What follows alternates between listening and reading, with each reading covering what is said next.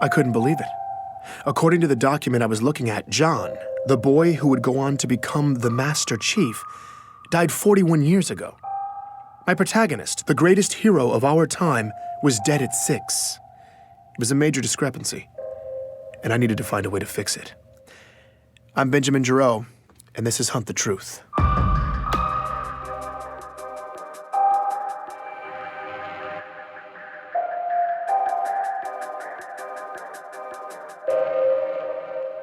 Continue to hold. If you ever happen to obtain sufficient clearance to call the Office of Naval Intelligence, you'll be on hold for at least an hour. If you ever happen to get a call from them, you will also wait an hour. And in the end, they never unblock the video, so you just end up talking to a really crisp insignia. I am waiting to talk with Michael Sullivan, hoping he can help me with my little records problem. Continue to hold. And it's been 85 minutes. Michael Sullivan, also known as Sully, works for the ONI in public relations. If it seems odd to you that the most secretive agency in our government has a PR department, you're not alone. But that's not something I'd mention to them. Besides, Sully had hooked me up with the assignment in the first place. I was grateful for the opportunity. Office of Naval Intelligence. Public Relations. Ben. Hi, Sully. Hey, yeah, thanks for taking my call. Absolutely. How are the sources? Up until this point, I'd had no problems with the story. All my facts had been lining up nicely, but now I had an obscure document from the far reaches of the galaxy that listed John as deceased. This contradicted everything. I needed Sully to make it make sense, and thankfully, he did just that. Welcome to the outer colonies. Nothing makes sense out there. No, I know. It's just, I just want to make sure that I button up all the details. And that's what you're doing. Look, Ben, it's the far reaches of space out there, and the planet you're talking about was glassed to hell. You know just as well as anybody that if there are any local records, they're a mess. Okay, so I felt a little stupid. Sully was right. It's a real problem in the outer colonies. Planets destroyed by glassing have bad records. Every researcher knows this, and every researcher knows that questioning that fact is standard fodder for conspiracy theorists. It's a cover-up. That's Government Secrecy 101. That's a message I received last week from a man named Mashaka. He's one of many truthers out there who've come out of the woodwork since I started doing this story. Apparently, he heard I was investigating the Master Chief. Mashaka seems less ridiculous than most of the characters who've been filling up my inbox, but he's definitely been the most persistent. He's left me a message every day for the past 2 months. I never respond, but I did find the timing of his last message pretty funny. Let me guess. The government is telling you that the records don't make sense because the planet was glassed, right? That's what they tell you. Technically, Mashaka was right. That was what the government was telling me. But unfortunately for Mashaka's theory, it was true. Glassed planets have bad records. John's childhood friend, Ellie Bloom, has dealt with this reality her whole life. I recalled what she'd said in her interview. I mean, it can be hard enough out here trying to do business between planets that haven't been glassed. There's so much upheaval. Keeping track of personal records, financial documents, medical records, it's a total crapshoot. In retrospect, I'd probably been asking for this kind of hiccup. Getting cute with the research, opening up a rat's nest of old paper records, and for what? All I dug up from slogging on my own was a few hazy kindergarten stories from Ellie and a nonsensical death record. But things were looking up.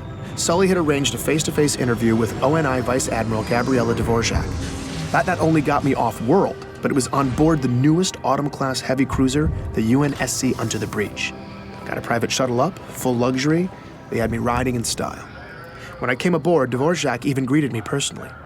Now, civilians aren't normally allowed on board an active-duty ship, let alone given this sort of attention.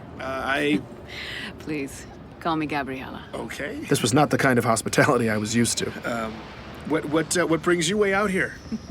Work. She told me she was on a detachment and in the neighborhood. I guess I lucked out. The white glove treatment continued, too. Captain's mess, officers' quarters, the whole thing. By the time we finally got to her office for the interview, Dvorak could have said anything, and I'd have been thrilled. But she's the real deal, and she jumped right into it. It was that finally moment. After all the fighting was done, I was helping lead all the prisoners out of the containers. As a lieutenant in the UNSC, Gabriella not only took part in the ground operations that freed John and countless others from the rebel labor camps in Elysium City, but she remembered the 13-year-old as well. She described the liberation. When you saw them, what had been done to them, you realized who you'd been fighting to save. The aftermath of it, it was ugly. Everyone was streaming out into the daylight, squinting, limping, just gray and fragile and sickly. Their backs were hunched, all their eyes just staring at the ground. I mean, they looked dead. That's when she saw John. He was sticking out like a sore thumb. In the middle of all this just beaten humanity, there's this tall, young kid walking toward me, towering over the others, his shoulders back, his eyes forward, and when he passed me, he looked right at me. Looked in my eyes. I mean, that doesn't sound like much, but that eye contact coming from someone in that moment who'd been in that circumstance was shocking. He looked malnourished and dehydrated like everybody else, but he was so young. And whatever had broken all these people, it hadn't broken him. In the aftermath, Dvorak remained stationed in Elysium City, working in the refugee camps. From the first day, John stepped up to help Gabriella with her duties. She came to know him well over the next several months. There was a point when he told me about his parents, that they'd been abducted along with him.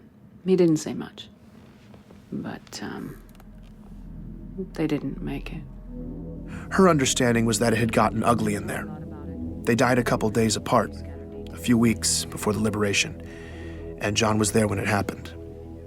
On the rare occasion when John opened up about this, Dvorak says it was memorable. He would get this look on his face when he talked about it. It's hard to describe.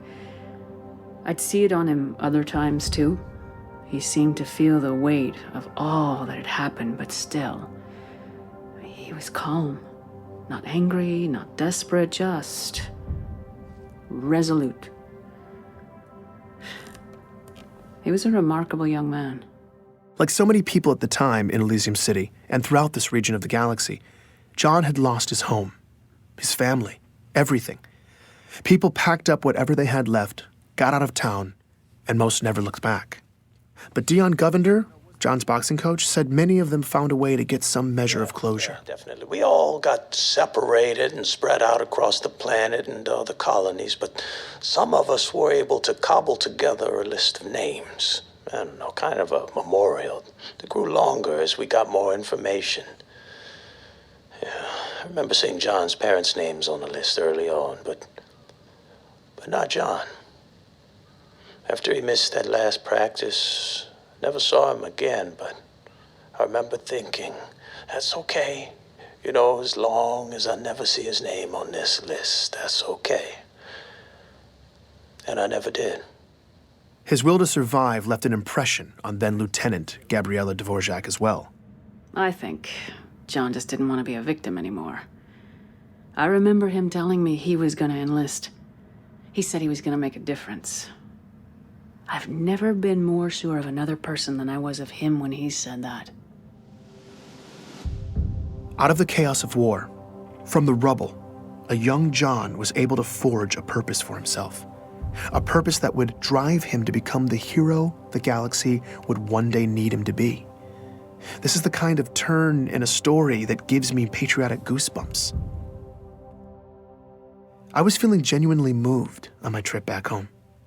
When I got there, though, Ellie Bloom was going to ruin all that for me.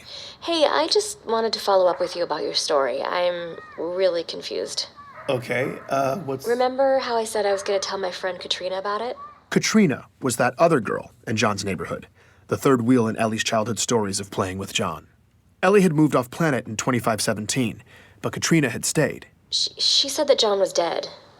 He died when he was 6. Wait, what? What? John was perfectly healthy, but then he just started wasting away. At first they thought maybe it was some autoimmune thing, and then they thought it was something else, and then something else, and then meanwhile he's getting all these tests, but the doctors couldn't figure it out at all, and his parents were panicking. It sounded horrible. Then John died. Just like that. I had no idea what to make of this. Ellie seemed convinced, though, so I got her to put me in touch with her friend Katrina. Katrina wouldn't let me record the interview, but this woman was adamant. I wanted to discount what she was saying, but she seemed to remember it so vividly, providing extensive detail, I couldn't ignore it. As far as this person was concerned, John was dead. Before I could even begin to wrap my head around that claim, though, here was the kicker from Katrina. John's parents were alive and well in Elysium City all the way up until Katrina left the planet in 2528, 4 years after their supposed death. She was wrong. She had to be thinking of someone else, or she was lying. Why would she lie, though? I had to admit she seemed pretty convincing, but it didn't make sense otherwise. I still thought I could fix the story, though. Make the pieces fit, make it make sense.